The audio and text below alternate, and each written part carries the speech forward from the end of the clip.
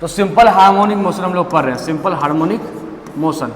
ठीक है, simple harmonic motion तो हम लोग जैसे एग्जांपल लास्ट क्लास में क्या बताए थे कि हमारे से एक ये हमारा कोई बॉल है, ठीक है, या सिंपल यही ले लो ना कि सपोज एक कटोरा है, ठीक है, एक कटोरा है और यहाँ पे एक क्या है हमारा, ये रहा हमारा पार्टिकल है। तो यहाँ जब पार्टिकल होगा तो आराम से चुपचाप खड़ा रहेगा, तो जहाँ पे चुपचाप रहेगा, आराम शांत रहेगा, आप बाबू चुप, तो वो जगह कौन सा कहलाता है, वो कहलाता है मीन पोजीशन। क्या कहलाता है, मीन पोजीशन। अब क्या करें, मीन पोजीशन से ऑब्जेक्ट को थोड़ा सा डिस्प्लेस करो, मीन पोजीशन से ऑब्जेक्ट को डिस्प्लेस करो, और डिस्प्लेस करके हम यहाँ ले आए, ठीक है, ये पॉइंट पे ले आए सपोज। फिर जब डिस्प्लेस किए ना तो ये क्या हो गया, ऐसे करके यहाँ ऑसिलेट करना शुरू कर दिया, ऐसे ऐसे ये ऑसिलेट ऐसे करना शुरू कर दिया, ठीक है। तो अब जब ये ऑसिलेट कर रहा था, इसी ऑसिलेशन में क्या नाम है हमारा, सिंपल हार्मोनिक मोशन। क्यों सिंपल हार्मोनिक मोशन बोलते हैं, क्योंकि इस इक्वेशन जब इसका इक्वेशन लिखते हैं तो force directly proportional to minus X का आता है, इसीलिए इसको क्या बोलते हैं, सिंपल हार्मोनिक मोशन, ठीक है। और इस सवाल में तुम्हारा यहाँ पर जो मैक्सिमम गया वो क्या कहलाएगा, उसका एम्पलीट्यूड कहलाएगा, ये 2 पॉइंट, ठीक है। तो एक को बोल दो प्लस, एक को बोल दो माइनस, बिकॉज ऑफ डायरेक्शन बताने के लिए। इसको पॉजिटिव मान लेते हैं, इसको नेगेटिव मान लेते हैं, ठीक है। तो दिस इज द एम्पलीट्यूड इस ऑसिलेशन का, बात समझ में आ रहा है। अब देखो तो मैक्सिमम डिस्प्लेसमेंट क्या है तुम्हारा, तो ये तुम्हारा ऐसे ऐसे ड्रॉ करो, तो ये जो तुम्हारा ये उसका क्या कहलाएगा, एम्पलीट्यूड कहलाएगा माइनस का, और ये वाला जो चीज़ है ये हो गया तुम्हारा प्लस, ये एम्पलीट्यूड। एम्पलीट्यूड ये क्या कहलाता है, ये है मैक्सिमम डिस्प्लेसमेंट। क्या है, मैक्सिमम डिस्प्लेसमेंट, मैक्सिमम डिस्प्लेसमेंट है, ठीक। तो ऑब्वियसली जो तुम्हारा जो मैक्सिमम पॉइंट है यहाँ पे, ये कोई बॉल यहाँ पे आया है, ये बॉल यहाँ पे आया है और यहाँ से रिटर्न हो रहा है, इसका जरूर मतलब कि यहाँ पे इसका स्पीड कितना रहा होगा, 0 रहा होगा। कितना रहा होगा, 0, तभी ना रुकेगा भाई साहब, रुकेगा। जैसे मानो कि इसको हम फेंक रहे हैं, ये ऊपर फेंके और यहाँ जाकर रुका, तो यहाँ जाकर रुकने का मतलब यही है कि इसका स्पीड क्या रहा, समय के साथ घट रहा है, और समय के साथ घट के 0 होगा, जहाँ 0 होगा वहाँ रुकेगा, फिर वापस नीचे आएगा। तो वही हो रहा है कि इसका समय जैसे जैसे ये यहाँ आगे बढ़ रहा है, स्पीड क्या हो रहा है, डिक्रीज कर रहा, यहाँ 0 हो गया, जैसे 0 हो गया वापस होना शुरू हो गया, वापस अब स्पीड क्या हो रहा है, बढ़ रहा है, पूरा यहाँ पर पहुँच गया मीन पॉइंट पे, तो मैक्सिमम हो गया। तो वापस जब मीन पॉइंट पर पहुँचेगा वहाँ पे स्पीड क्या होगा, उसका मैक्सिमम होगा। स्पीड क्या होगा, मैक्सिमम होगा, स्पीड मैक्सिमम,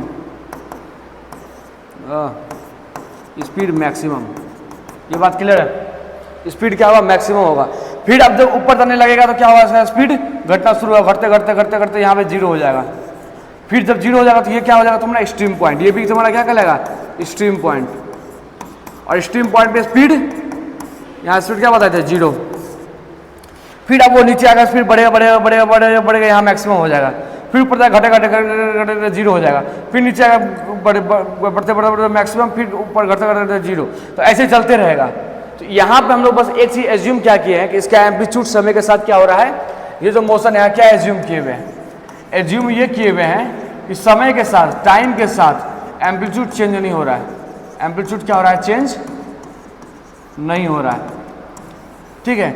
ऐसा मोशन जिसमें एम्पलीट्यूड चेंज नहीं हो समय के साथ, उसको बोलते हैं अनडैम्प्ड ऑसिलेशन। क्या बोलते हैं, अनडैम्प्ड ऑसिलेशन, ठीक है। और ये प्रैक्टिकल लाइफ में कभी पॉसिबल नहीं है, क्योंकि तुम जब झूलवा झूलते वहां पे हम लोग, तो झूला क्या होता है, पहले वाला पूरा पिकअप लेता है, एकदम लंबा हाइट हो जाता है। फिर इसका दूसरा जब राउंड आता है तो थोड़ा सा और कम हो जाता है, तीसरा में और कम हो जाता है, और कम हो जाता है। मतलब इसका समय के साथ इसका एम्पलीट्यूड क्या हो रहा है, डिक्रीज होना शुरू कर रहा है। यदि समय के साथ यदि एम्पलीट्यूड डिक्रीज हो, टाइम के साथ एम्पलीट्यूड तुम्हारा क्या हो, उसका डिक्रीज हो, खत्म होना शुरू कर जाए, इसको बोलेंगे डैम्प्ड ऑसिलेशन। क्या बोलेंगे, डैम्प्ड ऑसिलेशन। हर एक चीज जो अपनी मीन पोजीशन में वाइब्रेट कर रहा है, सब ऑसिलेशन का एग्जांपल है। गिटार का स्ट्रिंग हो, झूला हो, पेंडुलम हो, ठीक है, सब क्या है, क्लियर है, ठीक। यहाँ तो हो गया था। और हम लोग 3 फॉर्मूला लिखाए थे, याद करो। एक फोर्स का फॉर्मूला लिखाए थे जो क्या था, -kx था। दूसरा लिखाए थे एक्सेलरेशन का फॉर्मूला जो क्या था, -ω² x था। तीसरा फॉर्मूला किसका लिखाए थे, वेलोसिटी का फॉर्मूला लिखाए थे जो क्या था तुम्हारा +-ω√√x²-x²। ये 3 फॉर्मूला अभी तो हम लोग ड्राइव कर चुके हैं, जान चुके हैं, ठीक, कोई दिक्कत। अब देखो अब हम पूछते हैं कि भाई साहब कि इसका फेज डायग्राम कैसा होगा। फेज डायग्राम हमको, फेज डायग्राम का क्या मतलब था पहले ये जानो। फेज डायग्राम, यदि कोई डायग्राम मोमेंटम और एक्स का है, मोमेंटम और एक्स का है, या मोमेंटम जो क्या लिख सकते हैं, वेलोसिटी भी लिख सकते हैं, वेलोसिटी या स्पीड। यदि कोई ऐसा स्पेस मोमेंटम और एक्स के कोऑर्डिनेट हो, उसमें वह स्पेस, जैसे मानो कोई यहाँ पॉइंट लेंगे, यह पॉइंट में क्या होगा, यहाँ पे मोमेंटम होगा और एक्स, इस पॉइंट पे एक्स होगा और मोमेंटम होगा। और तुमको पता है एक बात, यदि किसी पार्टिकल का तुमको दो चीज पता हो, मोमेंटम और पोजीशन, तुम उसका हर एक फिजिकल क्वांटिटी ड्राइव कर सकते हो। मोमेंटम से तुम उसका वेलोसिटी निकाल सकते हो, ठीक है। फिर तुम वेलोसिटी पता चल जाए तो तुम इसका एक्सेलरेशन निकाल सकते हो, मैं समझ गया। पोजीशन से तुम उसका स्पीड निकाल सकते हो, एक्सेलरेशन निकाल सकते हो। एक्सेलरेशन पता चल गया तो तुम उसका फोर्स निकाल सकते हो, फोर्स पता चल गया तो तुम उसका मोशन बता सकते हो। तो इसीलिए ये जो डायग्राम इतना इंपॉर्टेंट क्यों रखता है, क्योंकि इसमें जो दो क्वांटिटी है, ये और ये इंडीड सबसे इंपॉर्टेंट फिजिकल कोऑर्डिनेट है।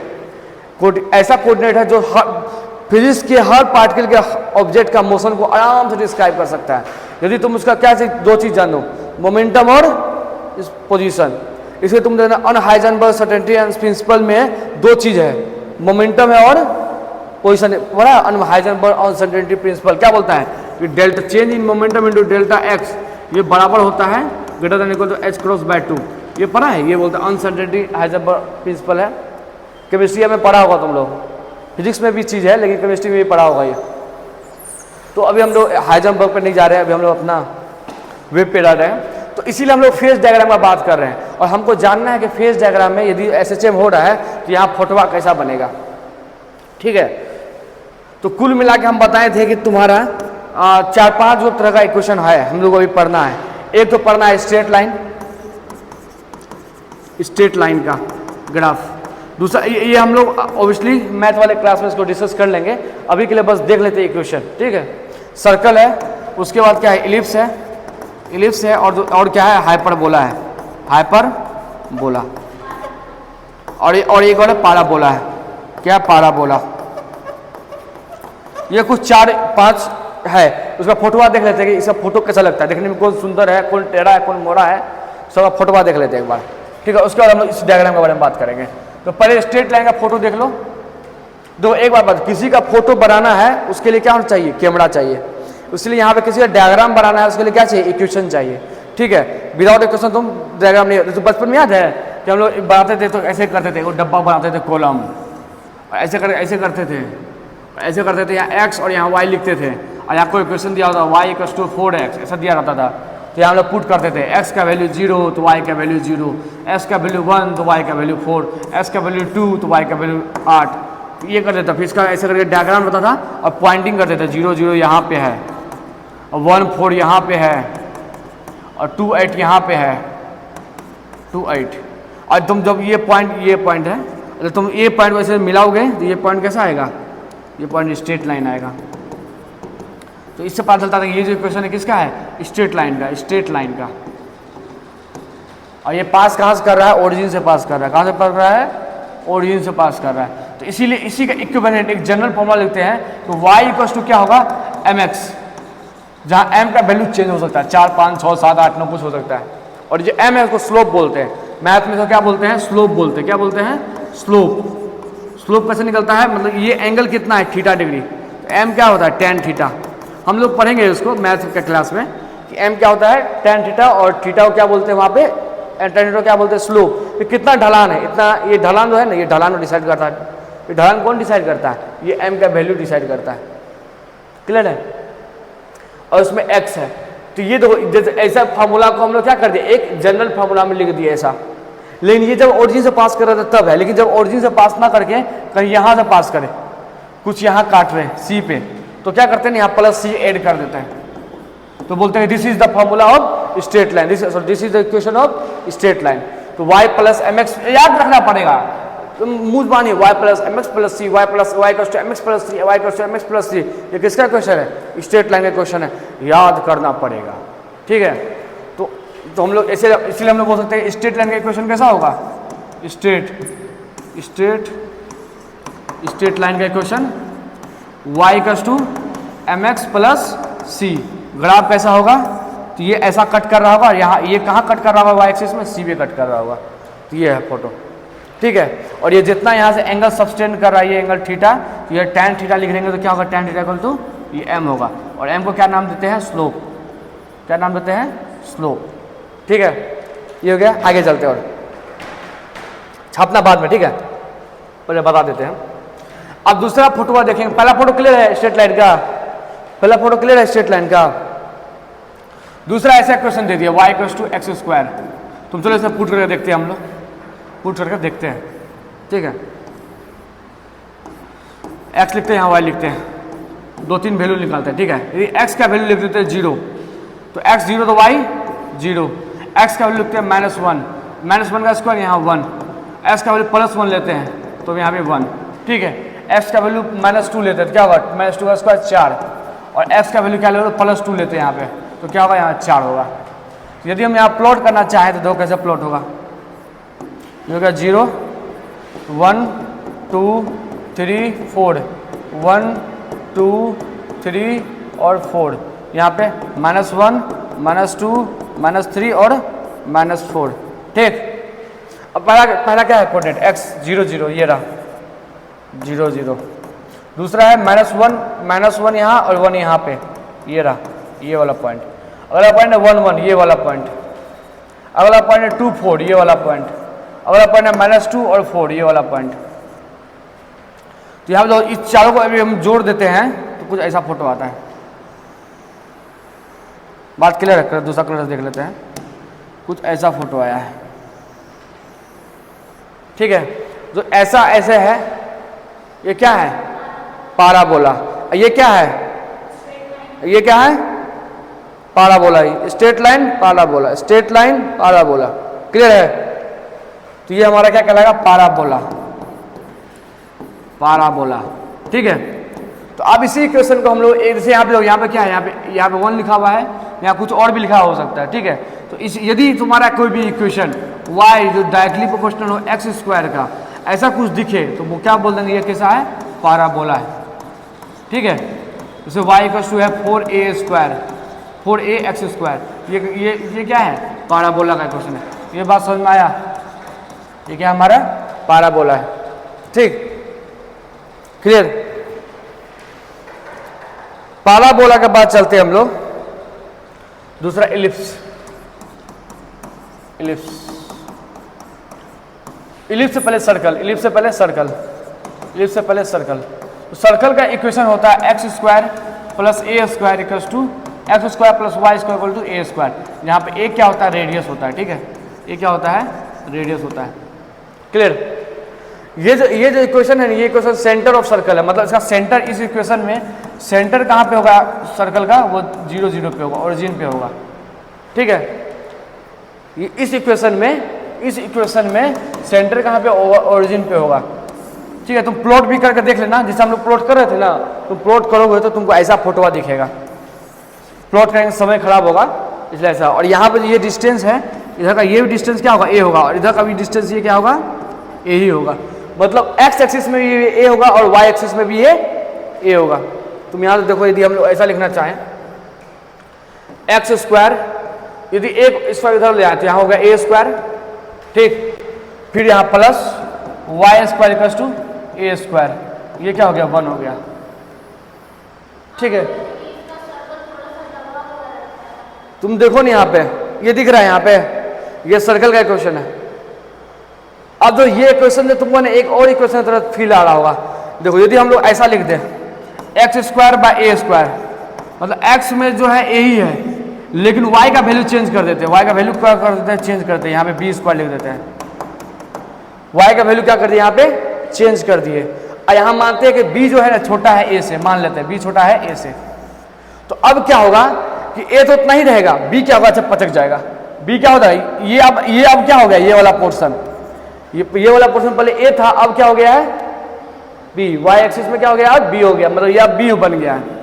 अब बी क्या है, ए से छोटा है, इसीलिए इसका अब इसको मॉडिफाई कर देंगे तो कैसा बन जाएगा। देखो बी को थोड़ा पतला कर दो और ए को उतना ही रखो, तो ये हो गया तुम्हारा बी, जो पतला हो गया है, ए वही है।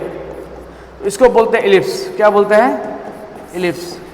तो हम लोग ऐसा बोल सकते हैं कि इलिप्स क्या है, या ऐसा ही बोल सकते हैं कि सर्कल क्या है, एक इलिप्स का स्पेशल टाइप है। तो सर्कल है ये, सर्कल में दोनों एक्सिस का रेडियस क्या होगा, सेम होगा, दोनों का डायमीटर सेम होगा, यहाँ भी ए तो यहाँ भी ए। लेकिन जब इसको ऐसे मार धपक पचका देंगे तो क्या बन जाएगा, इलिप्स बन जाएगा। सर्कल इलिप्स, बात क्लियर है। और ये होगा तुम्हारा इलिप्स का इक्वेशन। ये किसका इक्वेशन हो गया, इलिप्स का इक्वेशन हो गया। इसको क्या बोलेंगे, इक्वेशन ऑफ इलिप्स। ठीक है, तो सर्कल का फोटो ऐसा होगा, इलिप्स का फोटो कैसा होगा, एक एक्सिस में पचकल होगा और दोनों तरफ बराबर होगा। जैसे था वैसे था, इसको थोड़ा सा पचका दो। ठीक है, जैसे इसको ऐसा इलिप्स का इसी पे बनाए हम, इसी पे बनाए तो ऐसा होगा तुम्हारा कुछ।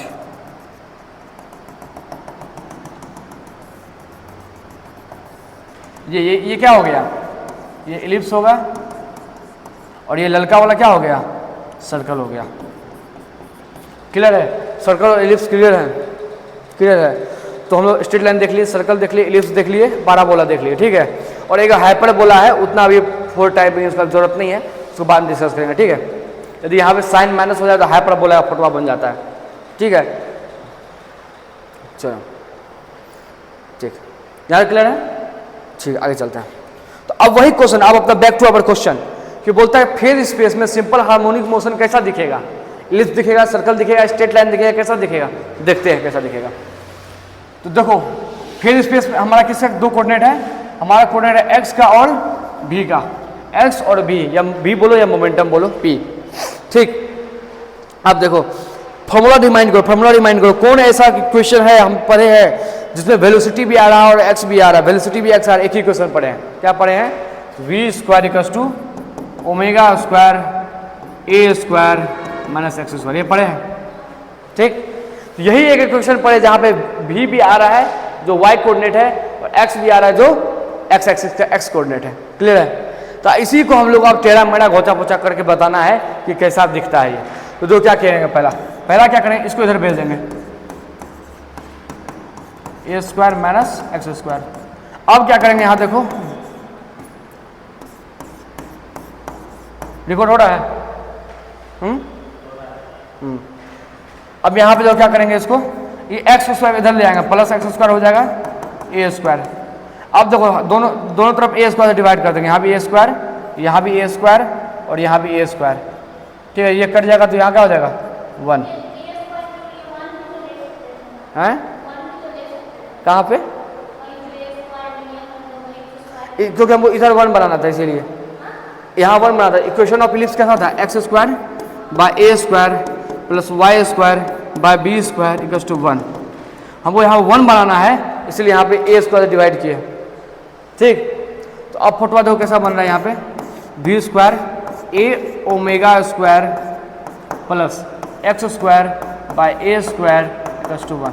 ये कैसा फोटो है, किसका फोटो है ये, देखो ये इससे मैच कर रहा है, ये दोनों मैच कर रहा है। मैथ लिख दिया, अरे लड़का मैच। देखो यहाँ पे y एक्सिस में b की जगह क्या है, b की जगह है, ये y एक्सिस है ना, b कहाँ है, y एक्सिस में है, तो b की जगह क्या है, यहाँ पे a ओमेगा है, और a की जगह क्या है यहाँ पे m, सॉरी ये a की जगह क्या है यहाँ पे, ये कैपिटल A है।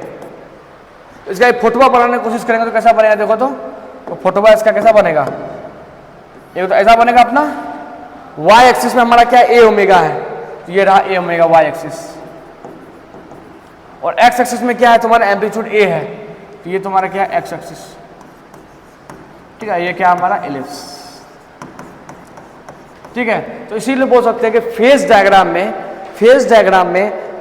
किसको बोलते हैं, जिसका मोमेंटम और x का कोऑर्डिनेट हो, ऐसा डायग्राम में हमारा इलिप्स कैसा फोटोआ बनाता है, इलिप्टिकल इलिप्स। ठीक है, क्लियर है, कोई दिक्कत है बताओ। इसीलिए एकदम रट लेना है कि v वर्सेस, यही क्वेश्चन पूछता है, क्वेश्चन क्या पूछता है कि v वर्सेस x डायग्राम में SHM इलिप्टिकल होता है,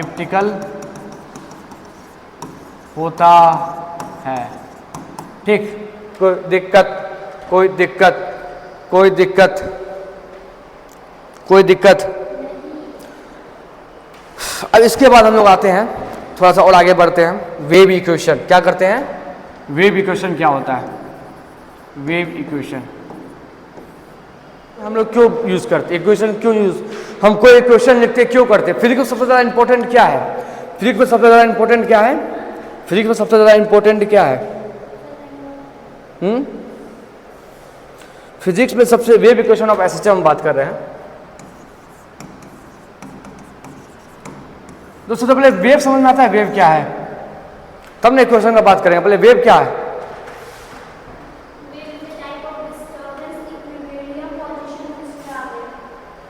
अच्छा, और जैसे मान लीजिए कि मतलब एक दीवार है, उसको मान लीजिए मतलब रस्सी से बांधे हुए हैं, तो उसको ऑसिलेट करेंगे तो उसमें कुछ आवाज़ निकलेगा ना।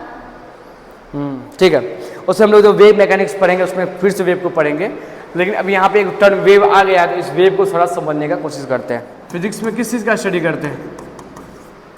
Non living thing, that means matter का स्टडी करते हैं।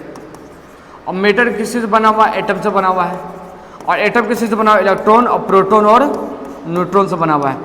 ये क्या करा, इसको बोलते हैं फंडामेंटल पार्टिकल। इसको क्या बोलते हैं? Fundamental particle. ठीक है, अब देखो तुम अपने आप को याद करो कि अभी तक इलेक्ट्रॉन प्रोटॉन न्यूट्रॉन का क्या क्या पढ़े हो? दो चीज पढ़े हो इलेक्ट्रॉन न्यूट्रॉन प्रोटॉन का, एक तो उसका चार्ज पढ़े हो, दूसरा उसका क्या पढ़े हो? मास। पर अभी तक क्या पढ़े हो? दो चीज पढ़े हो, एक तो क्या पढ़े हो? चार्ज, और दूसरा पढ़े हो मास। तो ये चार्ज और मास है ना, बेसिकली इसका क्या हो गया? फंडामेंटल प्रॉपर्टी हो गया। तो इसीलिए बोले फंडामेंटल पार्टिकल का फंडामेंटल प्रॉपर्टी क्या है? चार्ज और मास है। बात समझ में आया? फिजिक्स में तुम देख लो, पूरा फिजिक्स में दो ही चीज स्टडी करते हैं। पूरा 11th में लोग सिर्फ मास का डिस्कशन करते हैं। देख लो, gravitational wave, force, total law of motion, हाँ ग्रेविटेशनल वेव बोलते हैं। हाँ ग्रेविटेशनल तुम्हारा ये मोशन, ठीक है। ग्रेविटेशन चैप्टर में क्या मास का डिस्कशन है। बात समझ में आ गया? पूरा क्लास 12th चार्ज पे डिस्कशन, इलेक्ट्रोस्टैट, मैग्नेटोस्टैट, ठीक है, चार्ज पे डिस्कशन। तो ये दो चीज तुम्हारा क्या है? बहुत फंडामेंटल है। और एल्बर्ट आइंस्टाइन क्या बोला था? मास जो है ना, लगभग तुम्हारा क्या है? एनर्जी एक ही चीज है। मास और एनर्जी क्या है? एक ही चीज है। इसका मतलब मास और एनर्जी क्या है? एक ही चीज है। ठीक है, क्या हुआ? रुक गया, चलने लगा, हो गया। तो मास और एनर्जी क्या है? दोनों एक ही चीज है। क्लियर? तो 11 में लोग क्या डिस्कस कर रहे हैं? मास का डिस्कस कर रहे हैं, डेट मीन्स एनर्जी का डिस्कस कर रहे हैं। तो अब यहाँ सबसे ज़्यादा इंपॉर्टेंट जो वेव में है क्या है? एनर्जी है। तो अब हमारे पास क्या है? टैक्स, एनर्जी का हमारा सबसे मेन समस्या, मतलब मेन चीज़ क्या है? एनर्जी का ट्रांसफर कैसे किया जाए, एनर्जी को एक जगह से दूसरी जगह कैसे ले जाया जाए, ट्रांसपोर्टेशन ऑफ एनर्जी। क्या अभी टास्क हमारा? Transportation of energy.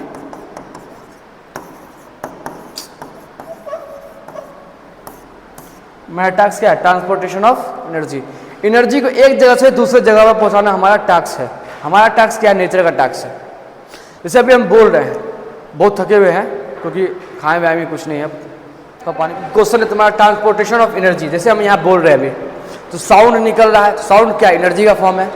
और वो कहाँ? इसके पास पहुँच रहा है, वो भी क्या है? एक एनर्जी का फॉर्म है। मतलब साउंड क्या है? एनर्जी है, जो एक जगह से मेरे मुंह से उसके कान में पहुँच रहा है, मेरे मुंह से तुम्हारे कान में पहुँच रहा है। तो एनर्जी क्या हो रहा है? ट्रांसपोर्ट हो रहा है। लाइट जला, लाइट को जला, लाइट क्या एनर्जी है? वहाँ से निकल के तुम्हारे पहुँच रहा है, रिफ्लेक्ट हो रहा है, तुम लोगों को दिख रहा है, रिफ्लेक्शन जो भी हो रहा है। तो ये क्या एनर्जी का ट्रांसपोर्टेशन है। नहीं, सुनो बात। अब एनर्जी को ट्रांसपोर्ट करने के लिए, क्या दो जरिया है, दो तरीका है। सपोज करो ये 4 आदमी ऐसे बना दिया,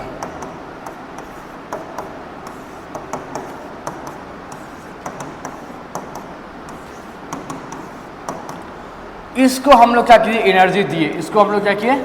एनर्जी दिए।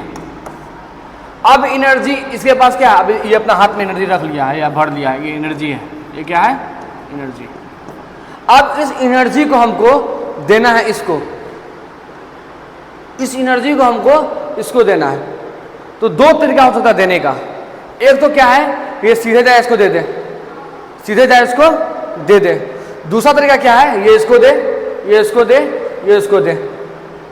एक तरीका ये सीधे यहाँ से जाए, ये पहला तरीका, और ये दूसरा तरीका। जो पहला तरीका है उसको बोलते हैं कि ट्रांसपोर्टेशन थ्रू पार्टिकल, इसको पार्टिकल नेचर बोलते हैं। पार्टिकल नेचर मतलब क्या, एक जगह से डायरेक्ट गया और इसको मिल गया, ये पार्टिकल नेचर है ट्रांसपोर्टेशन का। ठीक है, उठाएं और जाकर इसको दे दिए। ठीक है, लेकिन यहाँ पे क्या हो रहा है तुम्हारा, ये इसको दे रहा है, ये इसको दे रहा है, ये इसको दे रहा है। ये जो ट्रांसपोर्टेशन का तरीका है, इसी को क्या बोलते हैं कि ये वेव है। ये वेव है। वेव कैसे है, एनर्जी क्या हो रहा है, ट्रांसपोर्ट हो रहा है एक जगह से दूसरे जगह। एनर्जी वेव क्या है, transportation of energy by the help of matter. ये मैटर है, जब by the help of medium, मतलब अरे मानो ये दोनों उड़ा दिए, दोनों खत्म हो रहे, क्या उसको एनर्जी मिल पाएगा, तो वेव के थ्रू नहीं मिल पाएगा। तो यदि मिलना है तो ये इसको देगा, ये इसको देगा और ये इसको देगा। बात समझ में आ रहा है। तो ये क्या बोलते हैं हम लोग, एनर्जी। वेव क्या है, ये ट्रांसपोर्टेशन ऑफ एनर्जी है। ठीक है, from one point two another point. और जब ट्रांसपोर्टेशन होगा तो उसमें क्या चाहिए, क्या जरूरत है, मीडियम जरूरत है। इसीलिए हम बोलते हैं साउंड वेव को ट्रेवल करने के लिए क्या जरूरत है, मीडियम ट्रेवल है जरूरत है। अब हम लोग इलेक्ट्रोमैग्नेटिक वेव के बारे में फिलहाल बात नहीं कर रहे हैं कि मीडियम नहीं चाहिए उसको हम लोग डिस्कस करेंगे जब हम लोग वेव को पढ़ेंगे कि ट्रांसवर्स वेव क्या होता है, नॉन ट्रांसवर्स वेव क्या होता है, लॉन्गिट्यूडिनल वेव क्या होता है। ठीक है, मैकेनिकल वेव क्या होता है, ठीक है, और नॉन मैकेनिकल वेव क्या होता है, ये सब पढ़ेंगे।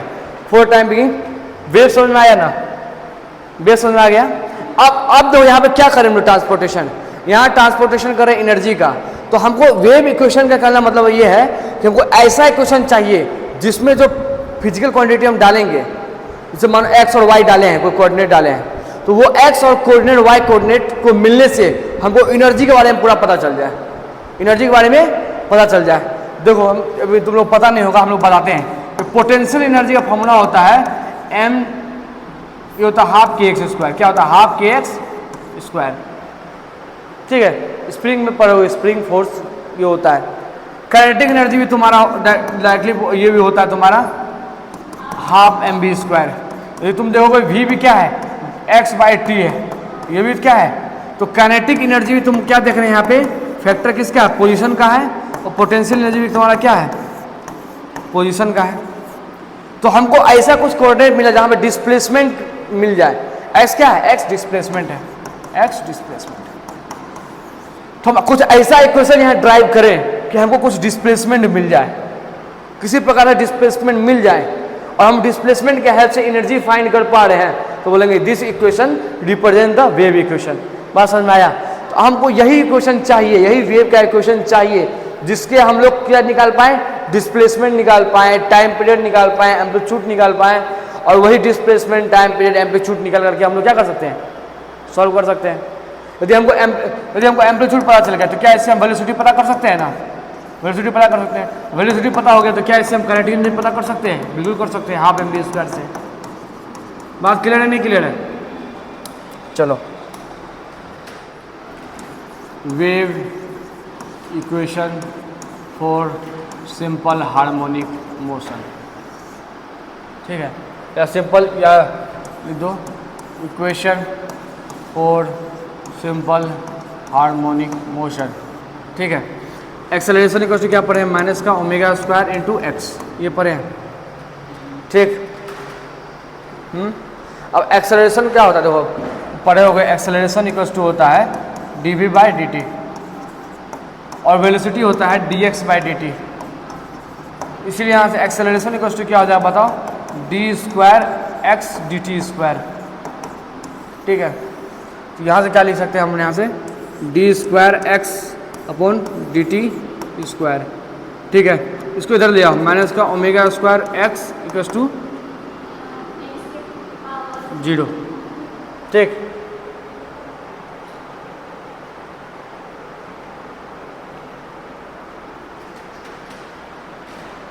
यही तुम्हारा क्या है, वेव इक्वेशन है। ठीक, equation for simple harmonic equation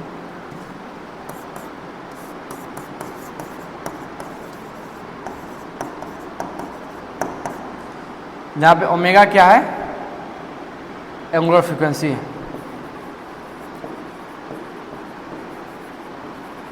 ठीक है, इसको ऐसे भी हम लोग ड्राइव कर सकते थे दूसरा तरीका से, तो फोर्स के हेल्प से, दोनों से इक्वल रिजल्ट सेम ही आएगा। हम लोग जानते हैं फोर्स इक्वल टू क्या होता है, माइनस के एक्स।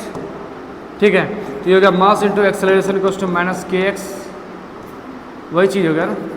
तो acceleration equal to minus k by m x, और ये लिखेंगे d square x upon d t square, और इधर आ जाएगा प्लस के बाई एम एक्स। तो यहाँ से इक्वेट करेंगे इस दोनों को, माइनस ये प्लस हुआ। ठीक, तो ये क्या हो गया तुम्हारा, देखो तो ये इसको लिखते हैं ओमेगा स्क्वायर। ठीक है, के बाई एम।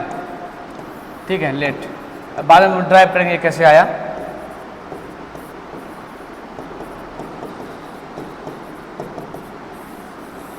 ठीक है,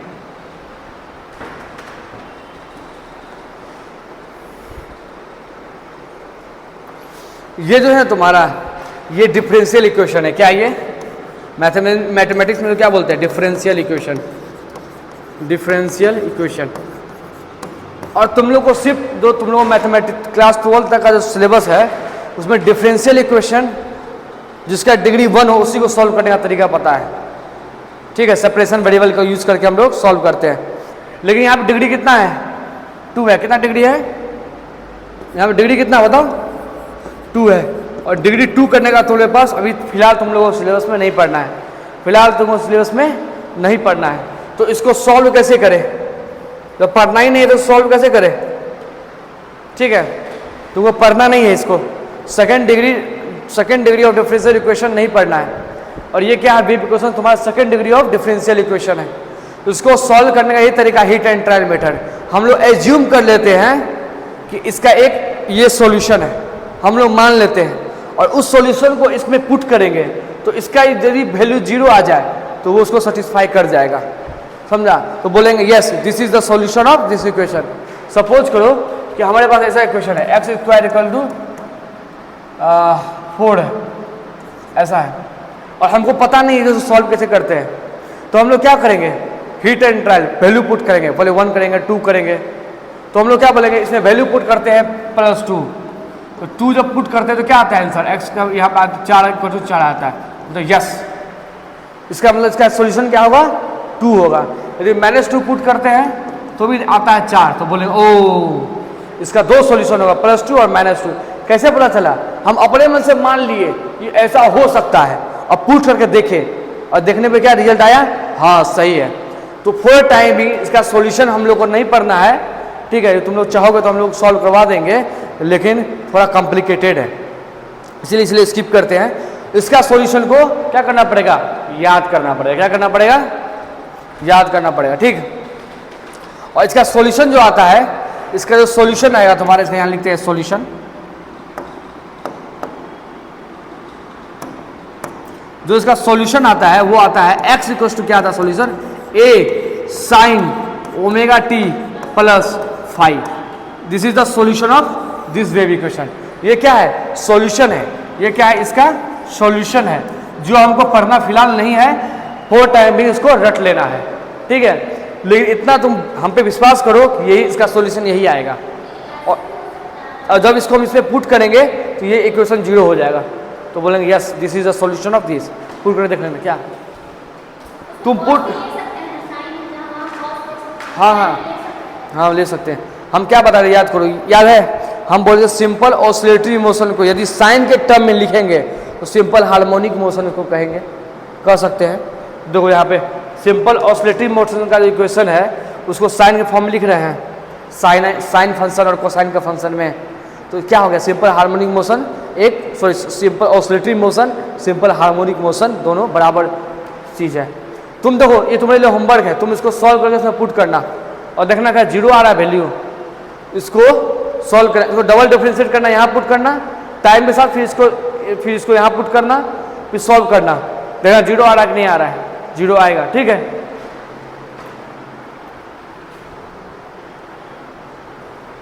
चलो तो यहाँ से हम लोग क्या लिखेंगे, हमारे पास क्या हो गया, वेव इक्वेशन क्या हो गया, इक्वेशन ऑफ एसएचएम क्या हो गया, इक्वेशन ऑफ एसएचएम या वेव इक्वेशन बोलो, या wave equation of SHM.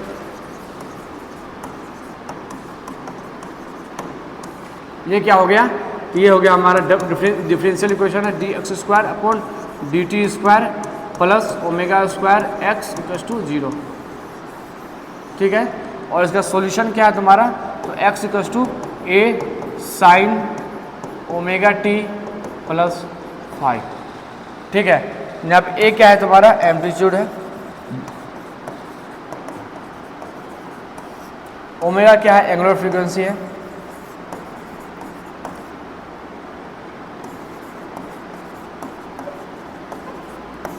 Phi क्या इनिशियल फेज है। सो क्या बोलते हैं, हम समझाएंगे, सब सारा टर्मिनोलॉजी समझाएंगे, इनिशियल फेज। और ये पूरे को क्या बोलते हैं, इस पूरे को नाम दिया है फेज। क्या नाम दिया है, फेज।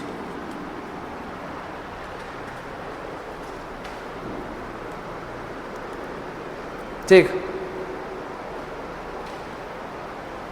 आज के लिए इतना ही रहने दें। ठीक है, इसके बारे में हम लोग कल से डिस्कस करेंगे। ठीक, हम लोग यहाँ से सिंपल वेव इक्वेशन जो है सिंपल हार्मोनिक मोशन का, उसको नेक्स्ट क्लास में डिस्कस करेंगे। ठीक है, हम थोड़ा ना खाना पीना नहीं खाएंगे, थोड़ा अच्छा नहीं लग रहा है, अतः थोड़ा नाश्ता करेंगे ठूस करके 50 को रोटी। ठीक, समझ में आया, आज आया, कोई दिक्कत नहीं ना, मैथमेटिक्स हो रहा है, इससे कोई दिक्कत नहीं हो रहा है तुमको। ठीक, इस सबको छाप लो, तो